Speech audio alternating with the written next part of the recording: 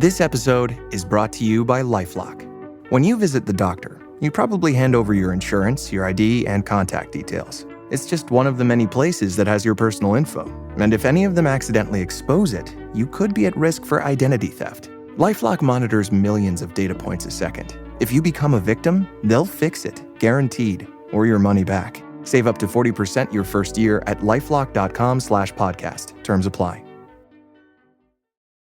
Your burger is served, and this is our finest Pepsi Zero Sugar. Its sweet profile perfectly balances the savory notes of your burger. That is one perfect combination. Burgers deserve Pepsi.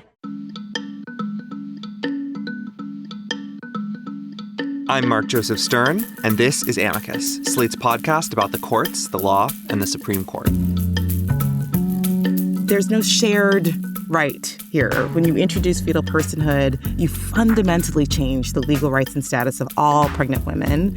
You force them to forfeit their personhood once this kind of fetal person has taken up residence inside their body.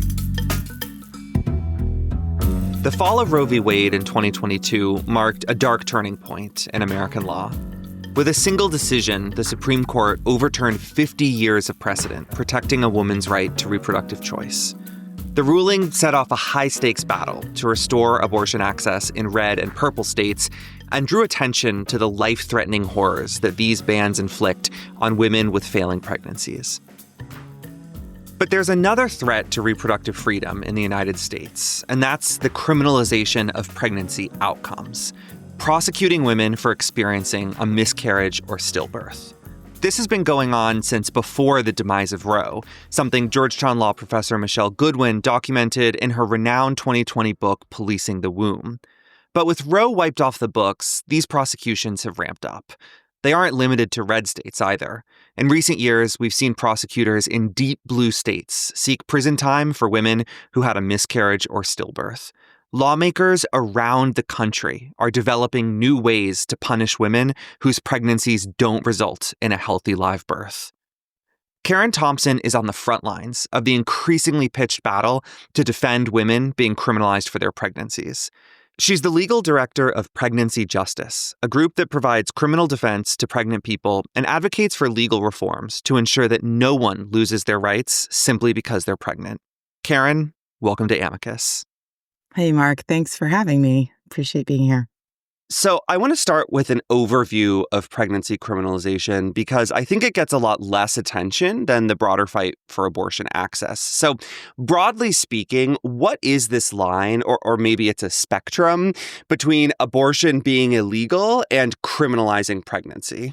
I don't even know that it's a direct line, to be honest. It's more of the kind of ripple in the pool in this sense, because pregnancy criminalization relies very centrally on the idea of fetal personhood. And I know we'll get into that later. But what pregnancy justice really looks at is defending the rights of all pregnant people, no matter if they give birth, experience a pregnancy loss, or have an abortion. And the fact is, abortion cases are the vast, vast minority of our cases, because when we talk about pregnancy criminalization, we're looking at both civil and criminal punishment for conduct during pregnancy that would be legal for anyone else, but that is perceived as putting a fetus at risk. So we are here to defend those folks who are experiencing pregnancy loss and who are treated as criminally suspect and then investigated or prosecuted because of that behavior. So it's a little bit different. And we should be super clear. These are cases in which the patient herself is being prosecuted. These are not cases against a doctor accused of violating some abortion restriction. This is going after the pregnant person as an individual for civil penalties or even prison time. That's correct. And sadly, in the vast majority of the cases, that process, that criminalization process, is actually sparked by healthcare professionals. So it's very much against the pregnant person. So what are some concrete examples of how states criminalize pregnancy right now? Well, there's 3 different pots. So let me actually just break down the pots and then we can talk about the specific examples. But the 3 kind of main areas where we see pregnancy criminalization occur is folks who are using substances during their pregnancy, people who are struggling with how to get rid of fetal remains after they've had a miscarriage or a stillbirth, and then folks who are straight up being charged with homicide, murder, manslaughter, right? So there's this kind of wide range of criminalization. And what we see in all of the states where it's happening, and thank you for stating that it's not a kind of a red state thing or a blue state thing, it's a United States thing and it's a misogyny thing. And in each situation, what we have is someone who is being told that their behavior during pregnancy is illegal. Right. And it could be something that 100% wouldn't have been illegal if the day before their pregnancy test had come out negative. Right. But the minute you get that pregnancy test, it becomes the window in which the state or law enforcement are now given the freedom and the latitude to become a part of that pregnant person's body. There is another person, literally, that they believe that they have a right to defend and protect. And what that immediately creates is this kind of conflict of rights. So rather than the pregnant person being able to sustain and maintain their freedoms, they now have to be in conflict with the fetus that they're carrying. And that provides cover for law enforcement to prosecutors in particular to bring charges where they think things are not acceptable. So as an example, with the question of substance use, there is a recent case in Oklahoma where a woman was having horrendous morning sickness and went to her doctor, and her doctor said, you know what? Here's a medical marijuana card. It'll help. You're going to be fine. Medical marijuana is legal in Oklahoma. You can get a medical marijuana card. And she got the card. She smoked during her pregnancy. And when she gave birth, the baby was fully healthy, but it also tested positive for THC. And based on that, a hospital worker turned over her test results to the police, who then charged her with abusing her child, a felony child abuse claim. And in that argument, the prosecutor said that the fetus should itself have had a medical marijuana card. Oh my God. And so there's a kind of, in these cases, there's a little bit of this preposterous kind of circus-like engagement with the law to justify this invasion and this surveillance of the pregnant body. And it's really, it shocks me every time. And I guess I shouldn't be shocked because my background is in kind of wrongful convictions and civil rights work. And so I've seen a lot of really bizarre things. But to have these really beyond the pale kind of stretched out legal theories to get to this control, it's been a real eye-opener.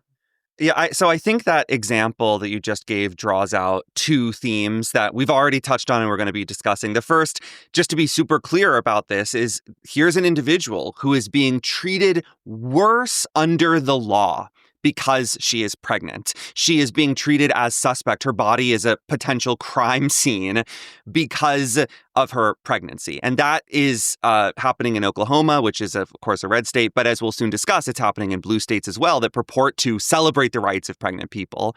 The second theme is this was a person who thought that her healthcare providers could be trusted to ensure her best care. And one of those providers turned her into the police and subjected her to prosecution. And that just seems like such a grievous betrayal of what healthcare providers are supposed to do and what they swear an oath to do. But I guess this particular worker viewed it differently. I want to drill down on another example that I know is sort of ongoing in a case that you've worked on. And this is about the treatment of stillbirth as homicide. So I know you worked on the Akers case in Maryland. Can you tell us about that prosecution and the Maryland Supreme Court's decision? Because I know I was not the only person who was really surprised to see this going on in a deeply, deeply Democratic state.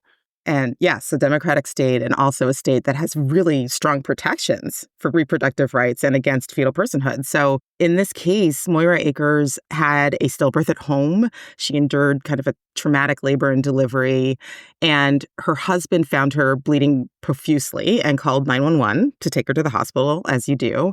But that kind of set off this chain of events that ultimately led to her arrest and prosecution, including the fact that a nurse was like, oh, she gave birth, go check her house to see what's going on.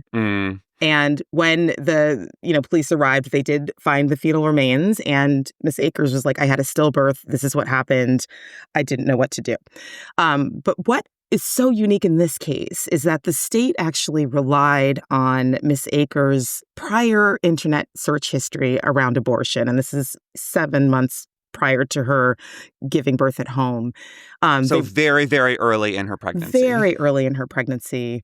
And they also relied on her decision to forego prenatal care and her decision to keep her pregnancy private, as well as something called the lung float test, which is exactly as it sounds. It's basically a relic from the 17th century that's being used by medical examiners as a way to determine whether a child was born alive or not, and it's not effective.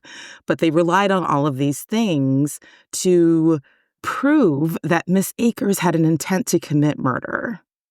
Okay. And so the mens rea that was being floated was that she had the audacity to look up abortion, to look up abortifacients, and that somehow, that behavior 7 months in was enough to show that she had some sort of intent to kill a live-born child. So Googling abortion early in her pregnancy and foregoing prenatal care, two things that, if I understand correctly, are not illegal in Maryland at all.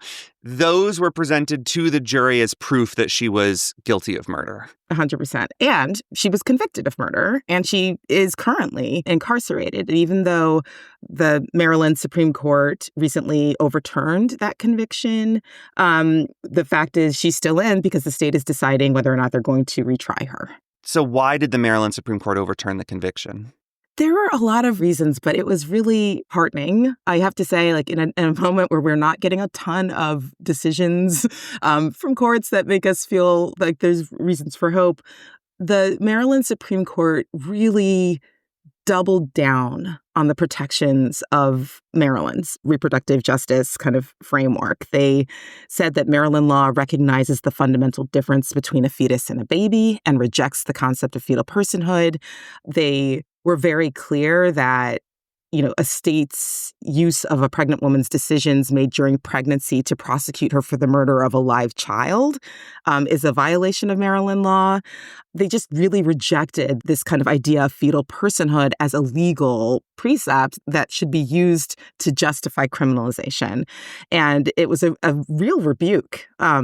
It feels very powerful to have folks not only realize the bodily autonomy of pregnant women, but also to recognize that there is no two. There is one woman who is pregnant, and she has the jurisdiction over and dominion over her own pregnancy and her own body, and that, kind of gendered beliefs of what makes a good mom cannot be a legislative or legal strategy.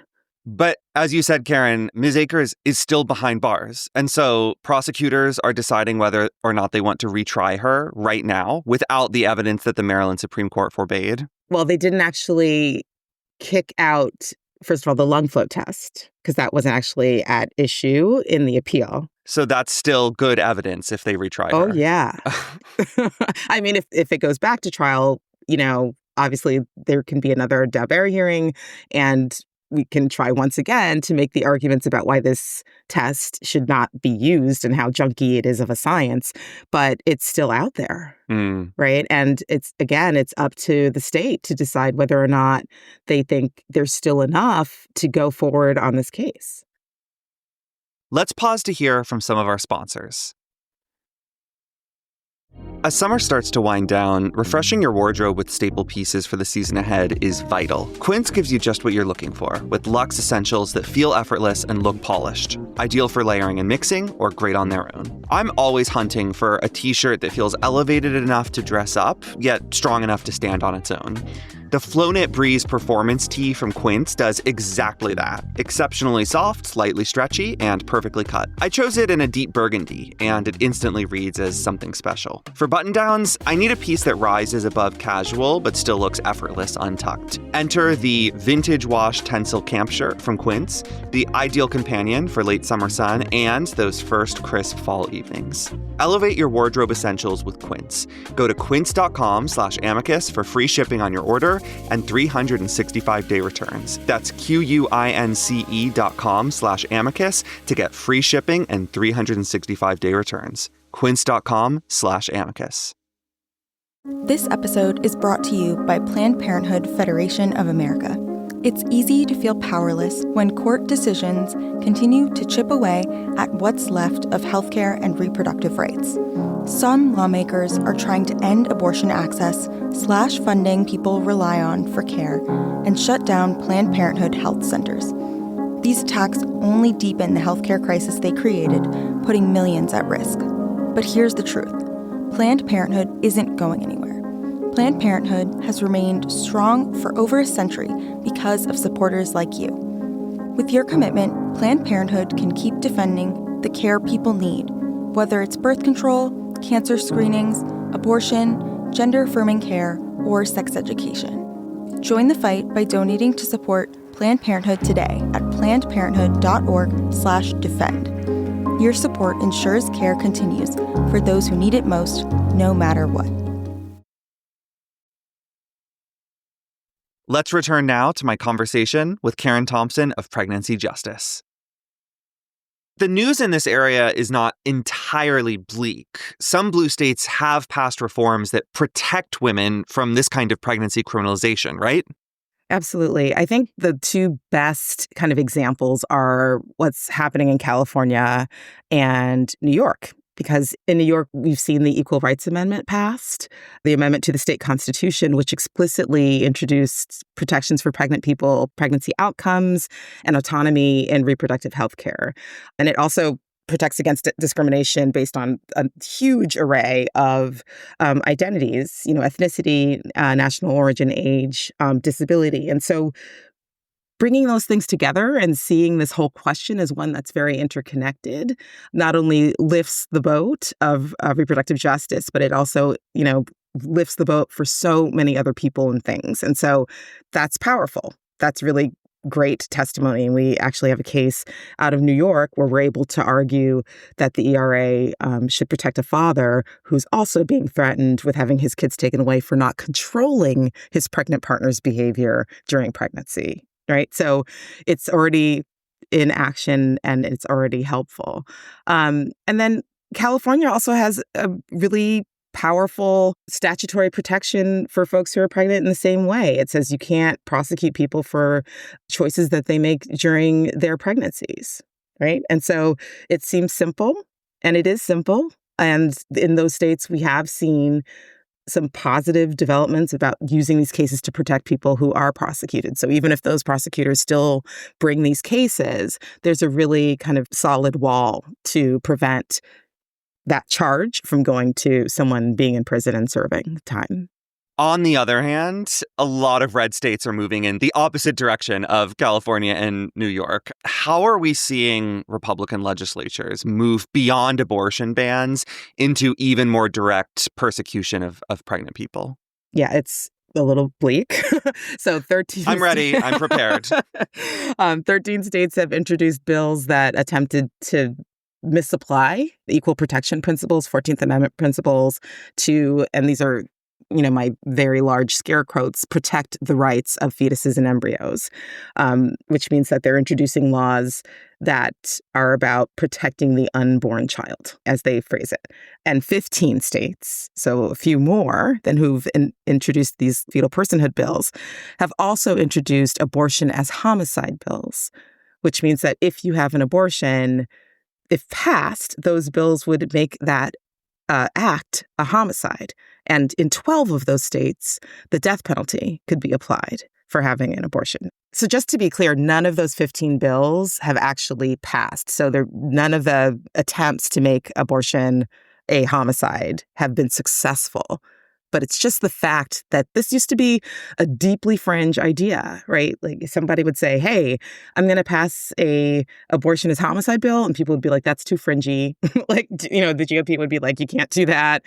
Please, you're going to make us look crazy. And now like crazy has moved to the center. And not only is it moved to the center, but crazy is being moved out of committee and being voted on, right? So what the last 6 months have shown us is that there is a constant effort to normalize, to make very kind of abhorrent behaviors seem daily and completely within the natural state of things, whether that's dragging people off the street and taking them to prisons in the middle of swamps, or separating kids, which is nothing new. But what we are seeing is this normalization of terrible things. And so the fact that we have 15 bills that would make abortion a homicide, it's nerve-wracking. And when you combine that with the tech surveillance, the fact that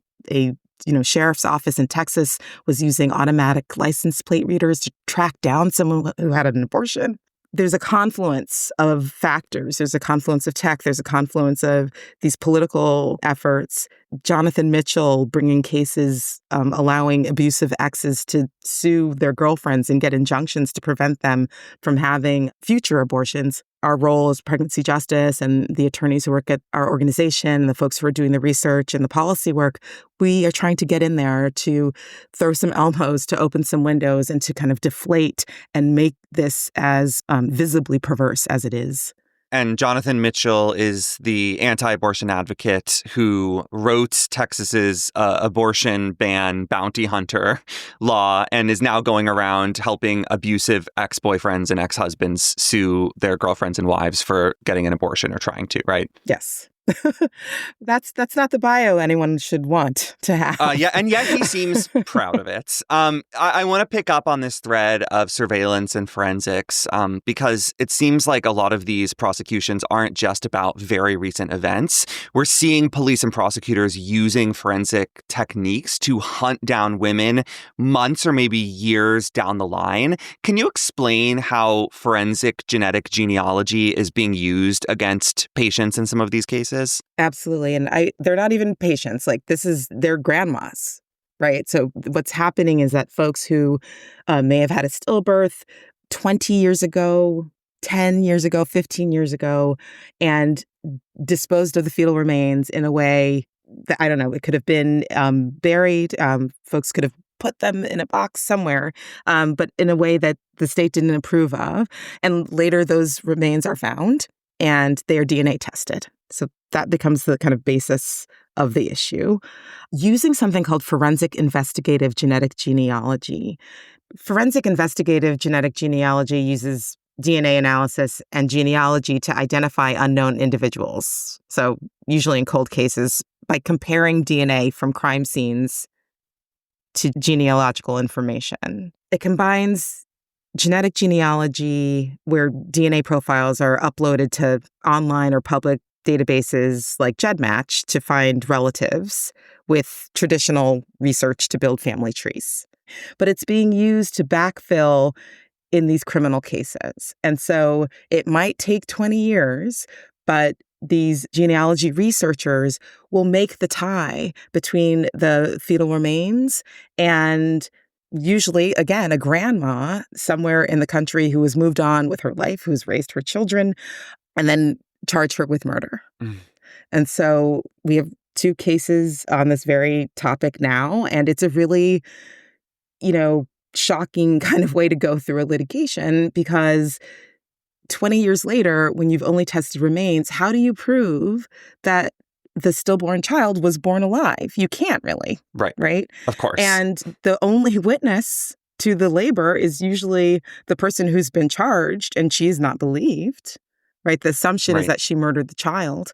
And it becomes this literal, literally, because folks are being treated like witches, and it becomes this hunt over the expanse of 20 years. And so it uproots people's lives, it uproots their families, and then there they are facing the possibility of a life sentence for murder.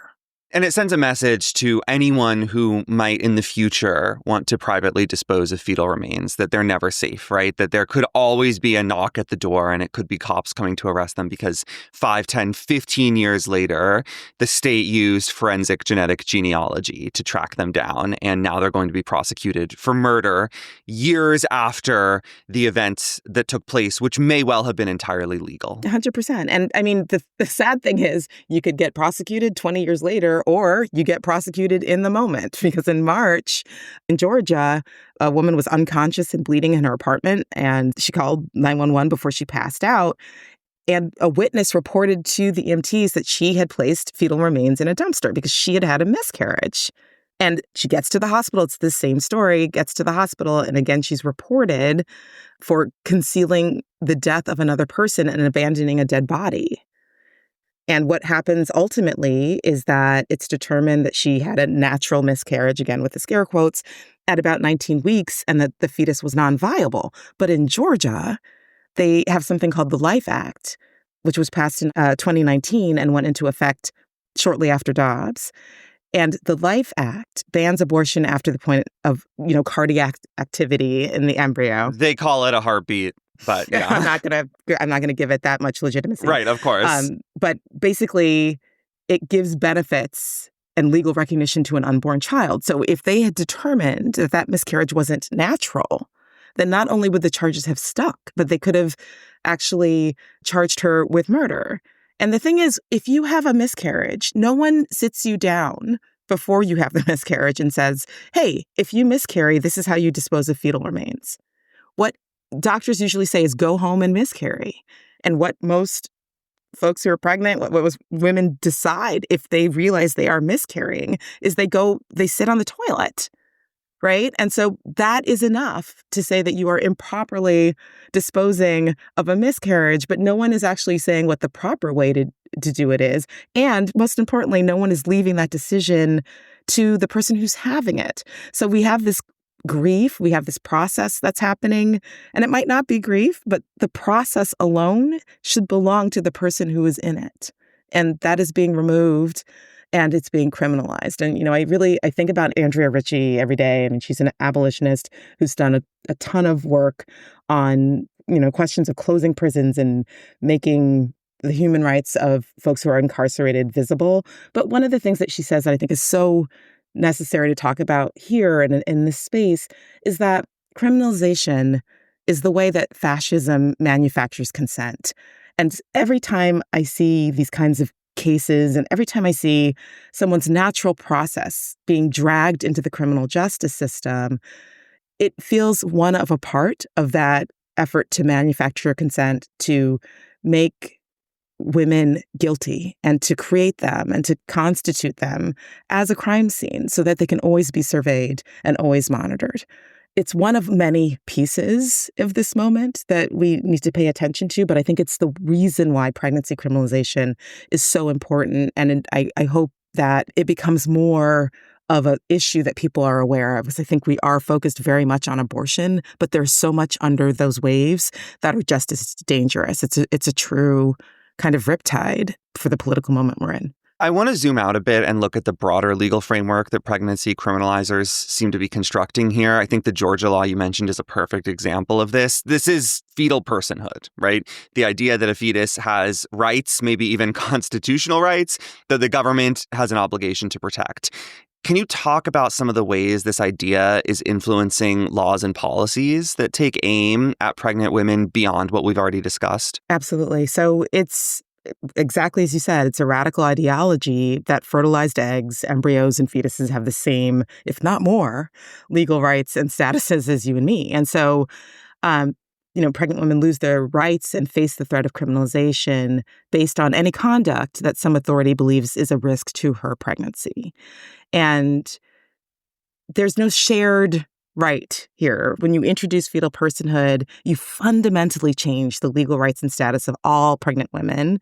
You force them to forfeit their personhood once this kind of fetal person has taken up residence inside their bodies. And so fetal personhood is really at the heart of the anti-abortion movement, and it is at the heart of criminalization because it undermines and diminishes the rights of all women across the full scope of reproductive health care services. So that's IVF, that's even contraception. And it also worsens the maternal mortality crisis because pregnant women in obstetric emergencies are forced to be on the brink of death before doctors feel that they can do anything because they have to protect the life of this fetus, whatever that means, right? And so we've been tracking pregnancy criminalization going back to 1973. And what we are seeing is that the expansion of fetal personhood in state law has just accelerated, especially post-Dobbs. And now there's almost no state in the country where there isn't some aspect of fetal personhood that hasn't been stitched into the kind of the patchwork of state laws. And, again, there's no red or blue, there's just purple. The fact is that there are blue states that have laws that kind of uplift this idea of fetal personhood in their own civil law, specifically in areas like wrongful death or even trust in estates. And so you might say, but it's never going to be that bad. But in people's heads, like say, for instance, there's a car accident and one of the people in the car happens to be pregnant and they lose their pregnancy, that person can sue you for the wrongful death of their child, right? And people think that's totally normal, but that's actually a fetal personhood principle. Yeah. This goes back to the question of that normalization process, because people think that seems totally fine, but that's the manufacturing of consent, and it never stays still. And that's the thing with the legal world of pregnancy criminalization. It always expands. Right. The seemingly benign efforts of the states to protect pregnant people in cases like that are actually establishing fetal personhood in a way that will hurt pregnant people. And we just don't think about that. We think, oh, she lost her pregnancy. Of course she should be able to sue. But that can entrench an idea in the law that becomes very dangerous and harmful for other pregnant people. Always. And then that the 14th Amendment is being used to justify it. Right. It completely takes out every kind of reason behind that amendment. It turns it into something foul.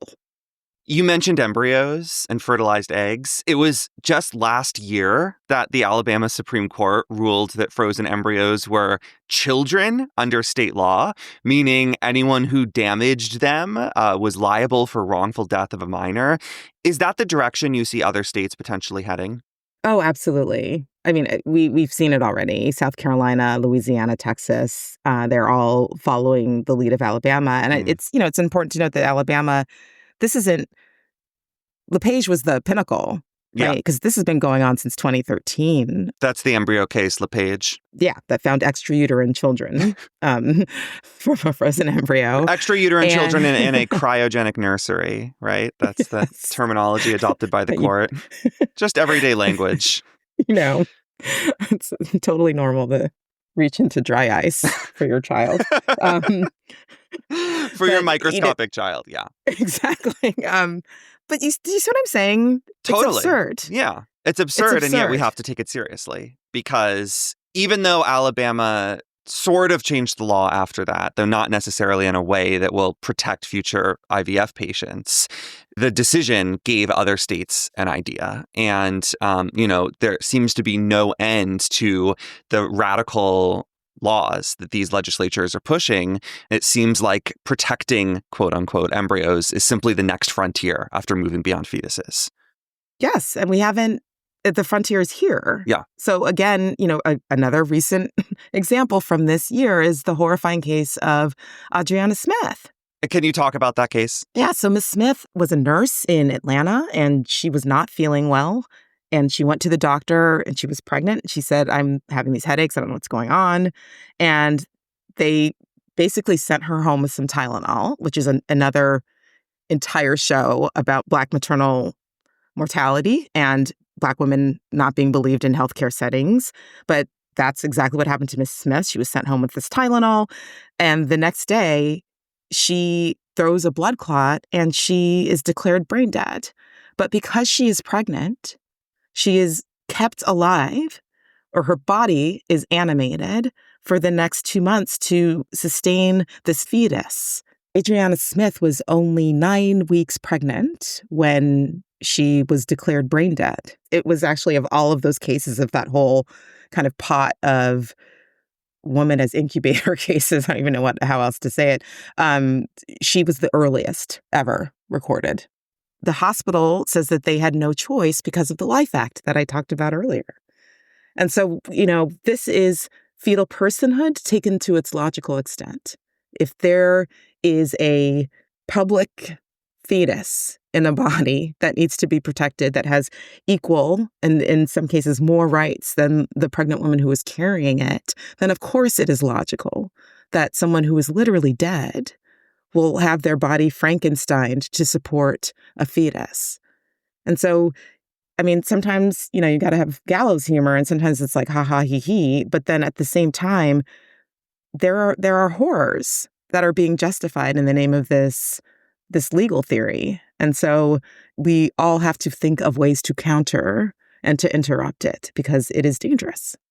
It seems like you couldn't come up with a better example of how these laws treat women as literally just vessels or carriers for fetuses, which are what really matter far more than the life of the actual individual. 100%. And it wasn't the first one. Miss Smith's case was just the most recent. It's happened in Texas. It's happened in at least 36 cases around the country. So, we're here. We're in this moment, and we have an obligation to fight back. More in a moment with Karen Thompson.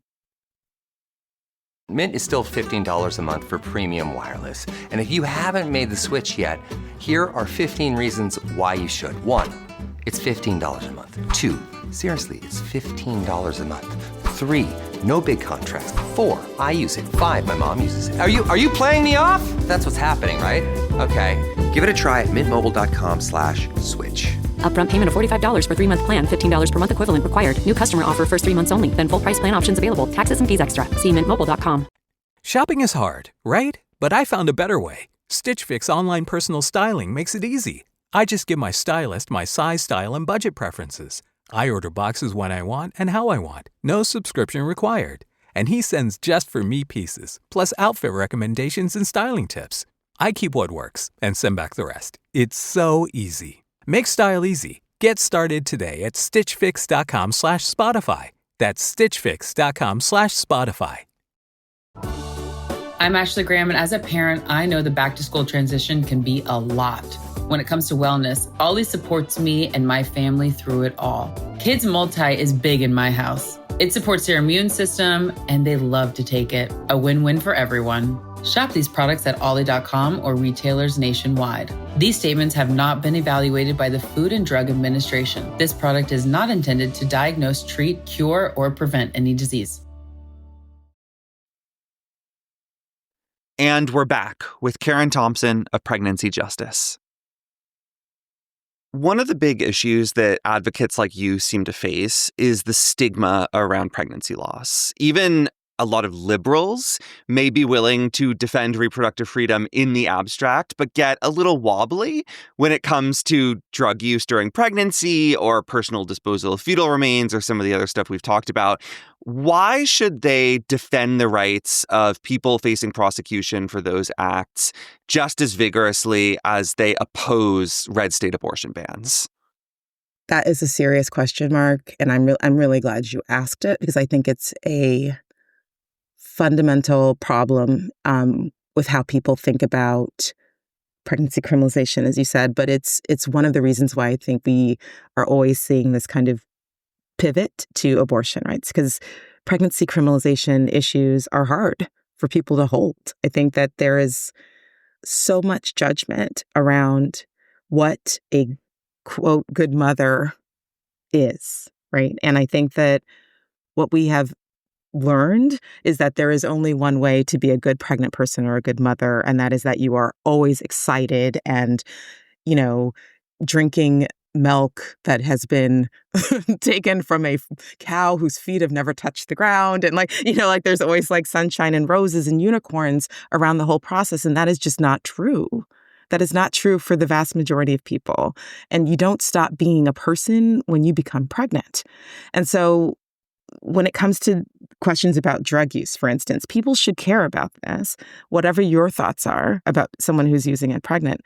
Because what we're also seeing is that folks who go to give birth in a hospital might stop off to have, an everything bagel before they arrive. They get to the hospital to give birth, they're drug tested, and their urine test comes back positive for opiates because they had a poppy seed on their bagel. And then CPS, the Child Protective Services, are called because there's a threat that you are abusing your child. That affects everybody. The example I gave out of Oklahoma, medically prescribed by a doctor to use marijuana to help with morning sickness, charged with felony child abuse. This is not just about those people over there. It is about everyone. But for those people over there, people take drugs for a lot of reasons. Right. And a lot of people take drugs. And so that could be just because it makes you feel good. That could be because you are self-medicating. But the fact is that drug use during pregnancy, if you actually look at the studies, if your concern is, what about the fetus? Well, the vast majority of drugs actually have little to no impact on children once born. And we've been here before, right? Because we went through the 90s and the whole crack baby epidemic. Mm-hmm. And we know what was done. We know what people were saying. Even Hillary Clinton was talking about this whole generation of super predators. And that was all based on this idea that crack use during pregnancy was destroying a generation. That wasn't true. And the New York Times had an issue an apology about that. We have stereotypes about what is happening that are not actually tied to the reality of what's happening. If you were concerned about folks using during pregnancy, the concern should be to make sure that they are getting the health care that they need for all of their needs, and that if a child is born that is suffering from any kind of withdrawal or neonatal abstinence syndrome, which is if a child is experiencing some addiction issues, as ACOG, the American College of Obstetricians and Gynecologists will say, as so many medical organizations will say, the best thing for a baby at birth is to be skin to skin, is to be breastfed. That is how you heal both mother and child, right? And so none of that is happening when we judge, when we have all of these stereotypes. What's happening is the healthcare is being taken away, the outcomes get worse, and we are not making everything better. We are just criminalizing care. Before I let you go, we should look ahead. The landscape for reproductive rights is shifting very quickly, as we've discussed, and not really in good ways for the most part. What is looming right now on the horizon that has you particularly concerned in this area? I think there are three things. I'm worried about the adulteration of the 14th Amendment and a decision that might come out of the Supreme Court that would justify fetal personhood on a constitutional basis, which would effectively criminalize abortion nationwide. I am worried about the re-emergence of EMTALA. It was sent back by the Supreme Court for procedural issues, but I think it's creeping its way back, and I'm worried that we're going to get a decision that hospitals will not be able to perform abortions if there is someone who needs one to save their life. EMTALA is the law that the Biden administration interpreted to require hospitals to provide emergency abortions. And the Trump administration has changed that interpretation and is asking the courts to embrace a new reading that says hospitals aren't required to provide emergency abortions, right? That's exactly right. We can't take any of this. We can't kind of disaggregate it from the big, hideous bill that was recently passed and the cuts to Medicaid, because when people are not getting the care they need during their pregnancies, there's a chance that there are going to be worse and worse birth outcomes. And whenever there's a bad outcome, that is a stillbirth or miscarriage, we know what follows is criminalization. So with more criminalization, with more poor birth outcomes, and with EMTALA falling, we're also going to see more people die. So that troubles me. And people are just going completely ham. Like there is more bizarre stuff happening that I said is like cartoonishly evil that is becoming day to day. It's becoming every day. And I think if we all had to witness Ms. Smith's situation, I worry about what the next thing is. I worry about what other thing that we are going to normalize, because it seems like we're already on the outer reaches, but there is kind of an endless capacity for evil. So I worry about what the next phase of criminalization is that's going to manufacture this consent to survey and control, particularly the rights of women. We know that people are advocating removing the right to vote, but what does that mean about leaving someone powerless in the face of their own pregnancy? What does that new line of criminalization look like? So we're fighting, we're thinking, we're having a virtual symposium on October 10th that folks can register to. I'm working on how we can fight back, what the legal theories are, what the constitutional theories of liberation could be in this space. And so I think they're there. So I want to ask you about that fight and maybe end on a little bit more of a positive note. Sorry, I'm really fun at parties. No, I mean, I think this is really important, but you work for pregnancy justice. You're here on the front lines fighting back. So what strategies have you and your colleagues been developing to cope with what is coming down the pipeline right now? Well, we, as an organization, we have 3 legs to our stool. And the first is that we have a really robust research department. So we're tracking. The first thing is to get the data. Part of the fight is knowing what is going on. And so our research department is tracking cases. We've been doing this for a while. We know what those cases have been from 1973 through the end of Roe, and we are continuing to see what the cases are since. So we're keeping our eye very clearly on that. Our policy department is working with legislatures in the state, with electeds, to figure out how best to end pregnancy criminalization. And the fact is, we talked about it earlier, New York and California have put in several protections. Maryland has protections against both fetal personhood and pregnancy criminalization. And the fact is that there are carve-outs all over the country that say that you cannot criminalize someone for the choices that they make about their own pregnancies, during their own pregnancies. You can't use those acts to prosecute people. So that's true already in Ohio and Wisconsin. And our hope is that our policy department will help other states legislate and put into statute those laws in other places. And I'm thinking about how to create a real, robust constitutional theory to fight back against fetal personhood. And I think that there is a path there through the 9th Amendment. And we continue to hone and refine it. And as opportunities arise, we will continue to use it. So I think there's a lot of things to be happy about in the sense that no one is doing this lying down. And I think that we are also starting to understand that it's not a siloed process, that questions of reproductive justice, of being able to choose when you want to have a baby, if you don't want to have a baby, and to be able to raise that baby in health and safety, those are issues that cross lines, right? And even in our conversation today, the people who are impacted are grandmas, they are young folks, they are queer and trans folks, they are, suburban folks. There's every single group of people in this country are impacted by pregnancy criminalization. And so if we can figure out a way to get to the root of the root here and to fight back on it, it's going to benefit people all over the country. Karen, thanks so much for joining us. Thank you very much for having me.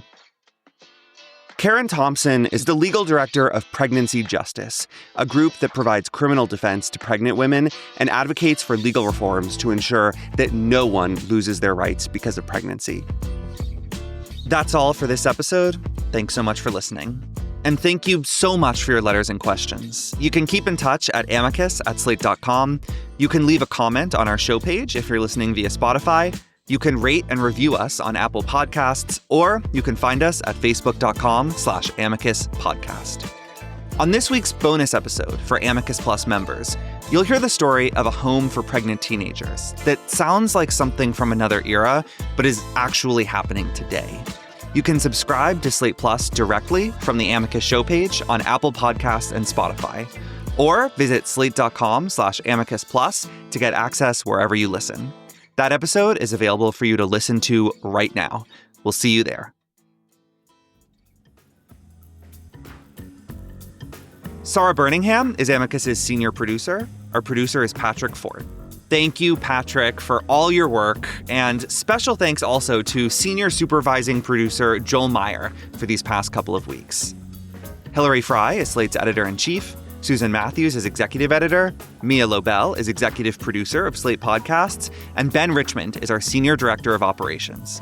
Dahlia will be back with another episode of Amicus next week, and I'm heading to the mountains. We'll have a grand reunion in September. Until next time, take care.